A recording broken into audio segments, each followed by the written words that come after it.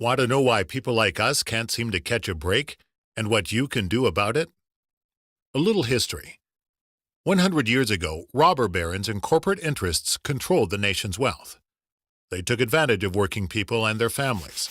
Low wages, no pensions, no job security, and hazardous conditions were the norm. In the 20th century, the labor movement created a new social contract.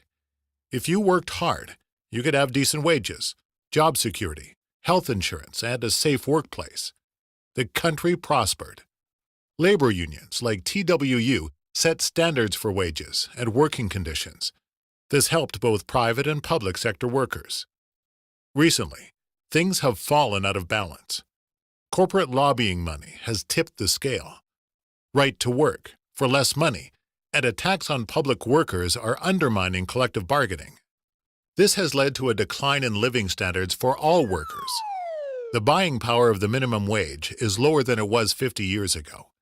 Less than 15% of private sector employees have defined benefit pension plans, down from nearly 40% in 1979. Right now, Republicans in the Pennsylvania legislature are trying to eliminate defined benefit plans for all public sector workers. American households are poorer today than 10 years ago, even though the wealth of the top 5% increased by 14% in the same period. Why are the rich getting richer? Well, the average CEO's pay is 331 times the average worker's wages. Things have gotten so bad, some even question if we still live in a democracy. Have we become an oligarchy where a privileged few control all the power and wealth? 6 members of the Walton family have more wealth than the bottom 40% of the country. The Koch brothers, number 6 on the list of the wealthiest families, are funding a war on workers to take away the rights of public employees in Wisconsin and elsewhere. Now, they have their sights set on Pennsylvania. The Koch brothers and their buddies are not satisfied with being in the top 1%. They want it all.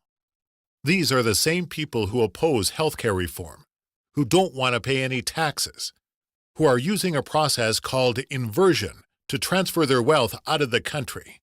$40 billion in lost tax revenue this year alone. Many of the attacks against President Obama and rights of workers are racially motivated.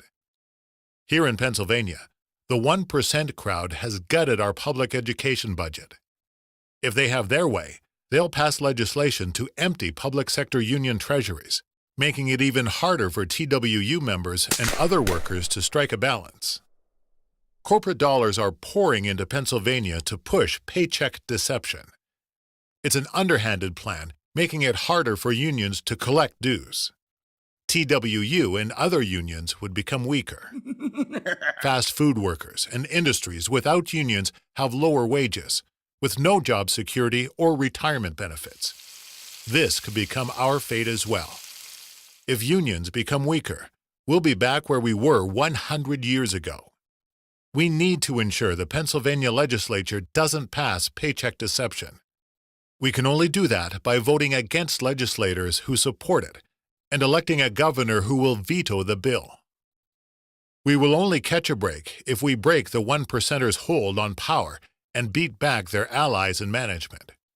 So get prepared. Save your money.